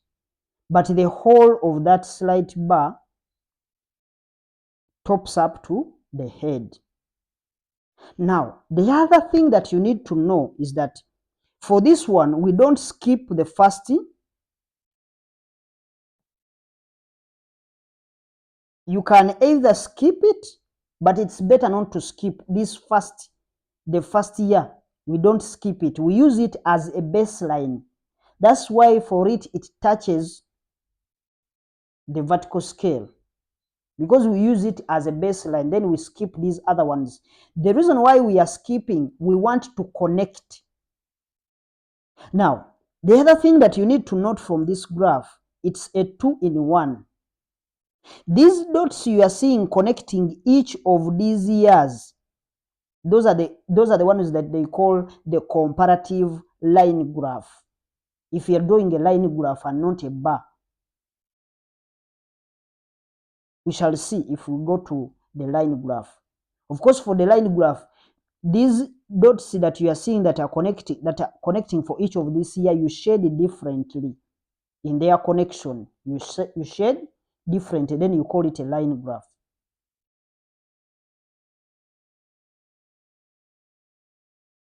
So you plot all these as I've told you. So for then you start naming. For the first one, life, we started by plotting 24. Then we plotted from 24, we moved up to 51, we crossed. Then we moved up to 83, we crossed here.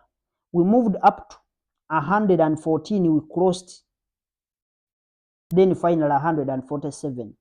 This is the easiest, because once you draw the highest bar, or you just draw, you pick the highest value and then you draw the last cumulative total for 2013. That's the one you first draw, and you move downwards until it touches the horizontal axis. Then you skip the same space, then you draw the other one. These other ones you just come and cut.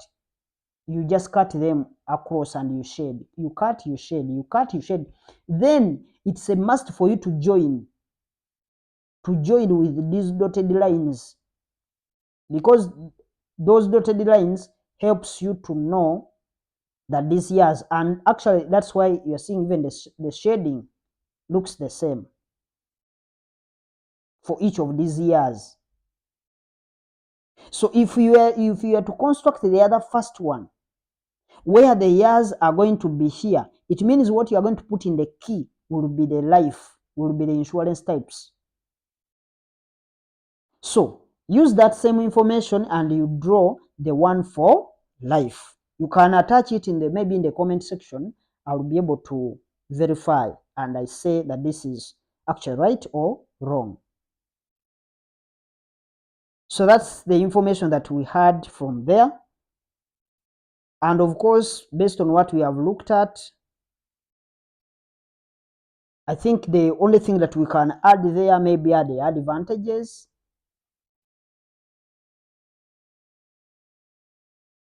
But as we've said, you can also plot the other last one, the compound bar. Maybe I can give a schedule of how it will look like. But the good thing, we have internalized both the comparative, and then I want us to look at what we call the compound, because this is the one that we have been studying, the compound bar chart. So how are we going to draw it? Based on the question, we said that the years are going to be on the horizontal, then the columns,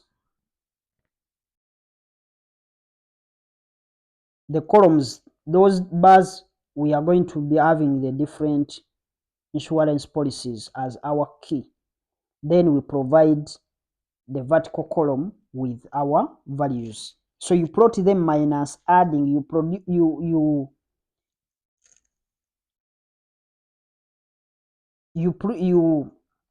them the way as they were given to you. So we can use 2 centimeters maybe to represent 10, because the other information that was given to us, the highest value is around 42. So even if we use 2 centimeters to represent 5 on the vertical scale, we can set 2 centimeters to represent 10 units, meaning 10 units, 10 small squares will be equaling to 10 units. meaning each one small square will be equaling to 1 unit. Then for the horizontal scale, we said that we are going to use 4 centimeters to represent one year.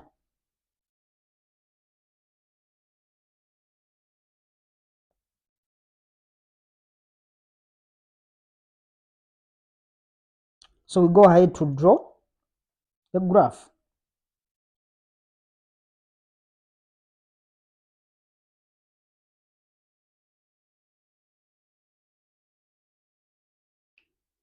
So we've said the horizontal scale, we are going to use 4 centimeter to represent 1 year.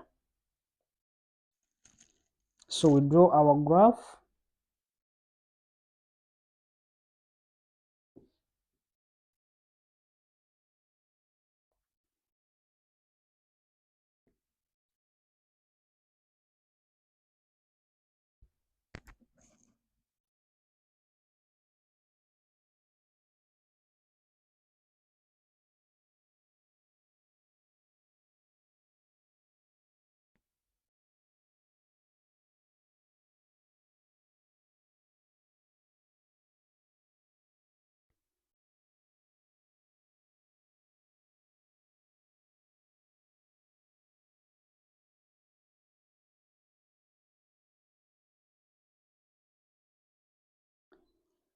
So we said it is going to be, we need like 7, we can maybe put 1,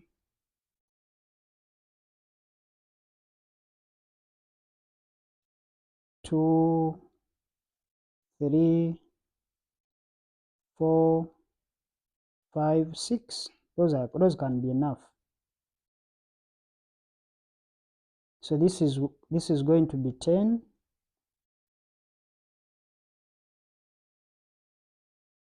This is 20.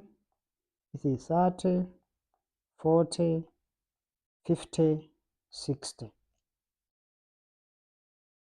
Then we move. We need now here. We are going to skip. Of course, we skip. Maybe we skip like 2. Then we go that we need now 4.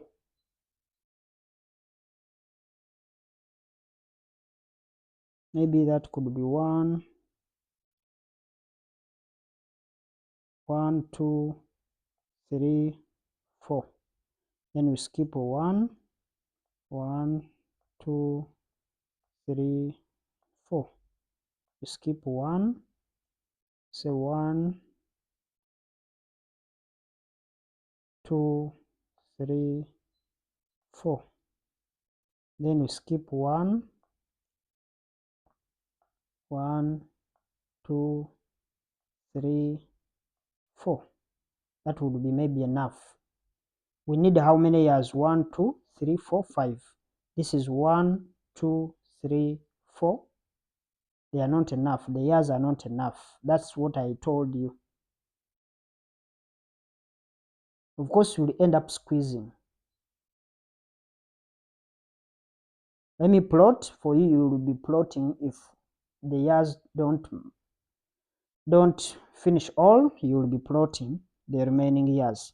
So the first one, we had 24. Of course, we are interpreting the scale. We are leaving 24. Let's assume that the 24 is around there.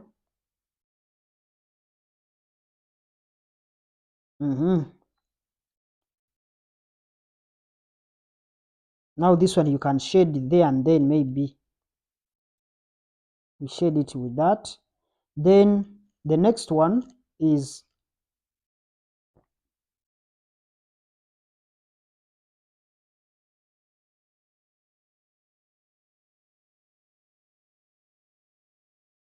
the next one is 42. 42 is around here.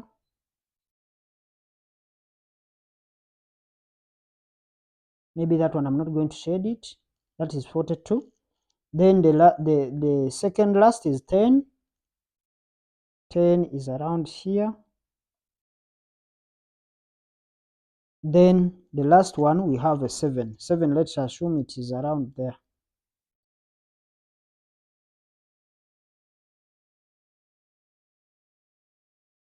So we can shade this maybe with V, maybe this one with X.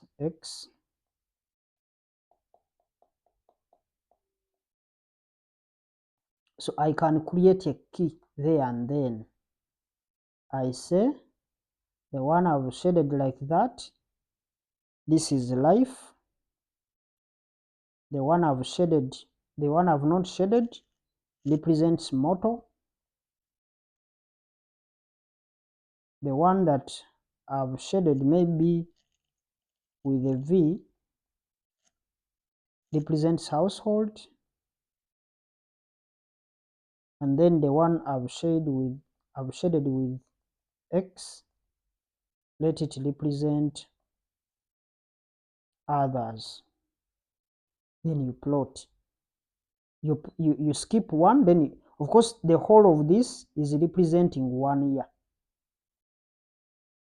Then you go to the second year of 2010. 2010 we had a 27, so 27 may be around here. We skip others, they don't skip here. You may find some books have not skipped, but let's maintain. We've been skipping, let's maintain. It has no much interpretation in terms of not shading the first one.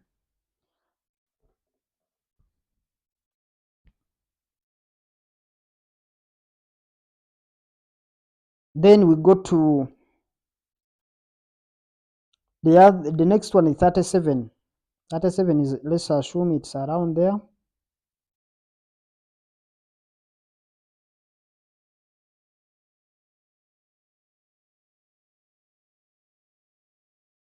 I'm shading in the same way. Then the other one is 14.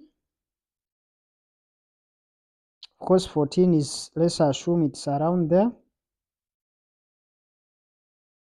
These are V. Then the last one is 5. So 5 can be around there with X. Then you plot the third year, which is 2011, with the starting point being 32. Let's say 32 is around there.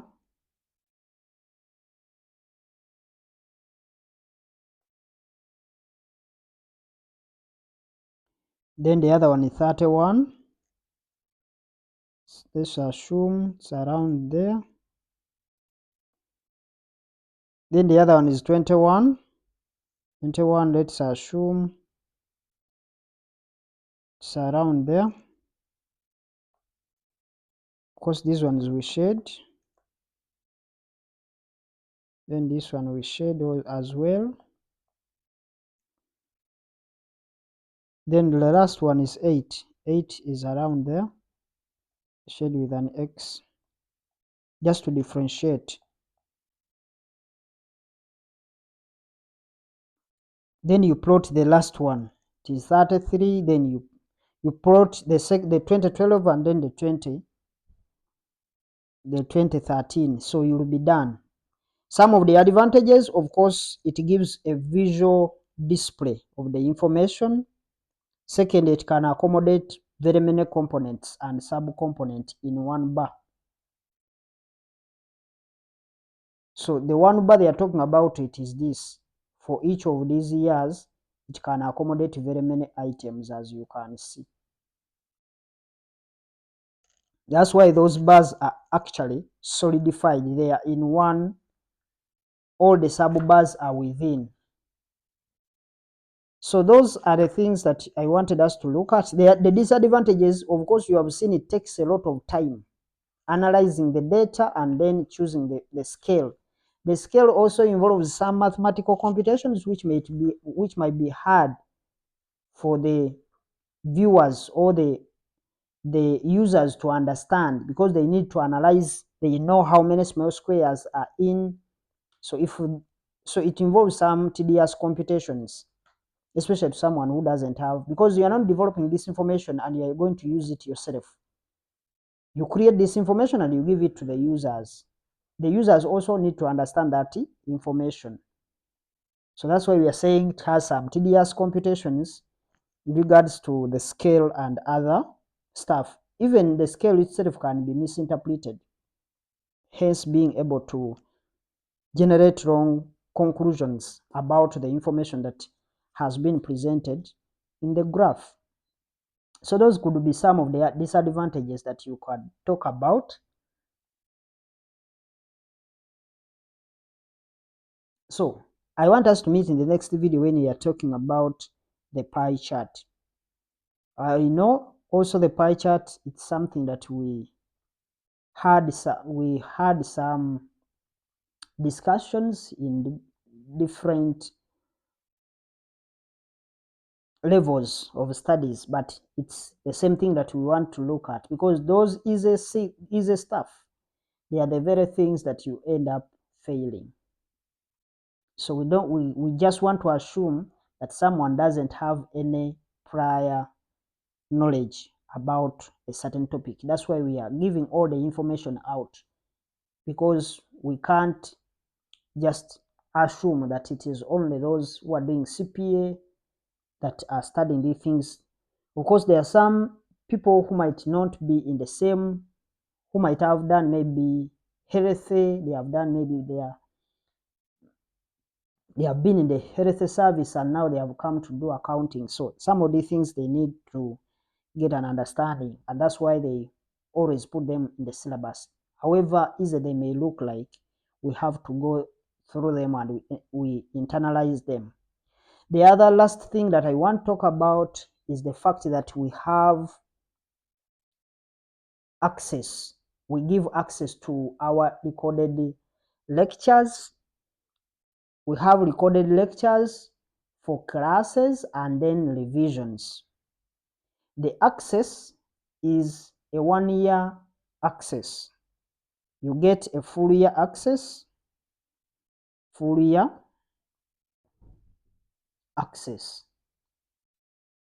meaning it is going to be 12 months from the time of payment. The amount you pay, you only pay 200,000 Ugandan shillings.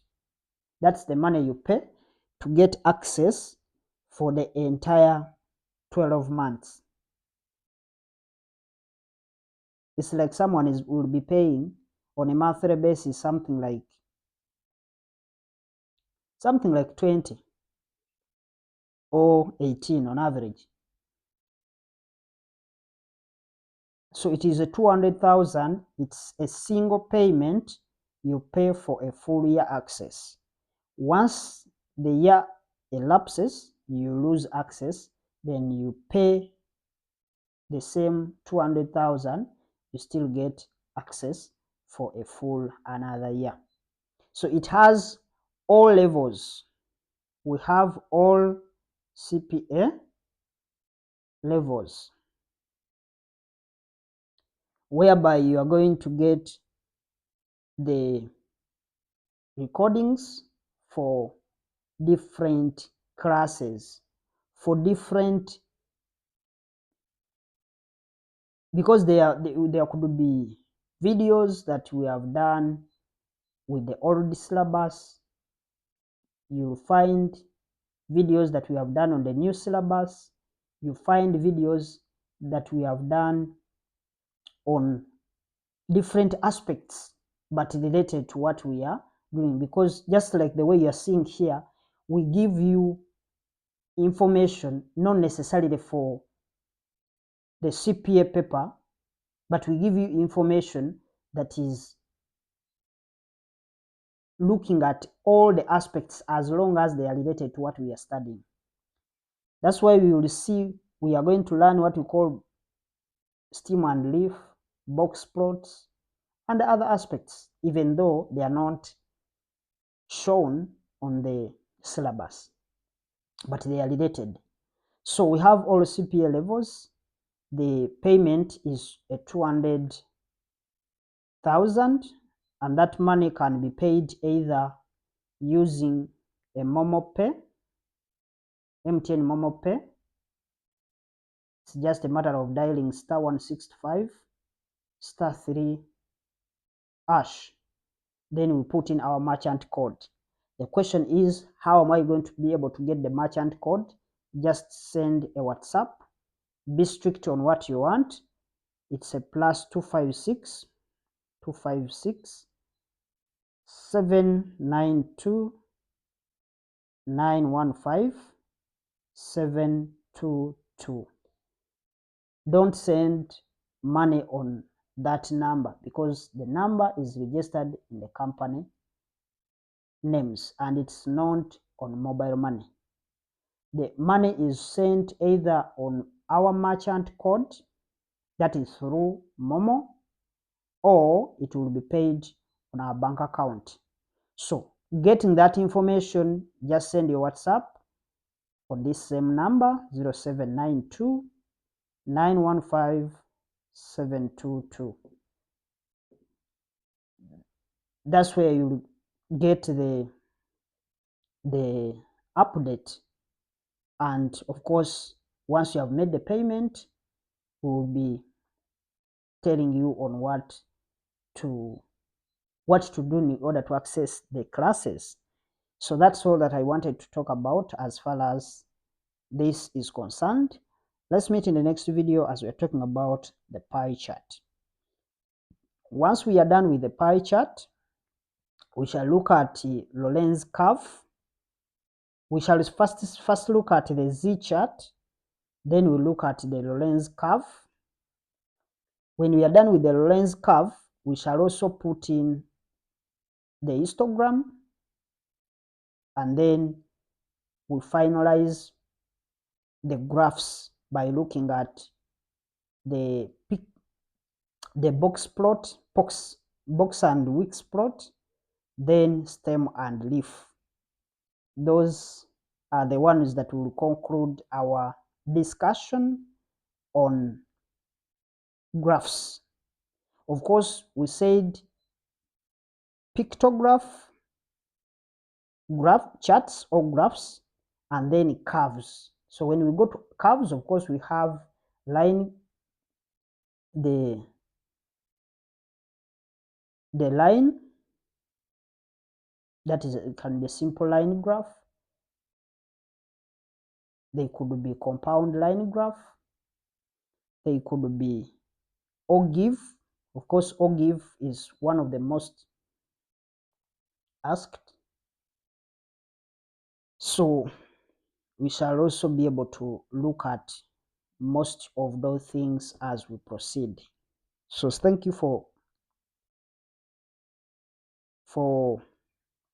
supporting us.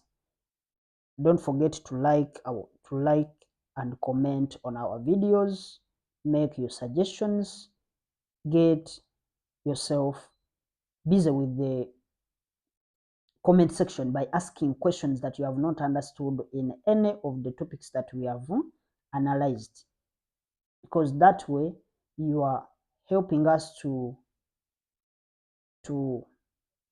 are helping us in a sense that YouTube will push our content to very many people. As long as you like, comment and subscribe, then those comments give us a positive information about maybe the errors, because we expect we are not perfect. We could make some arithmetical computations, arithmetical errors, whereby maybe I've added wrongly and I moved on minus seeing it.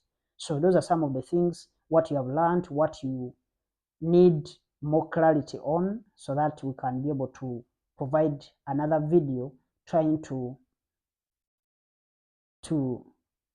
explain more on the aspect that you may be asking about. So thank you for watching. Bye bye.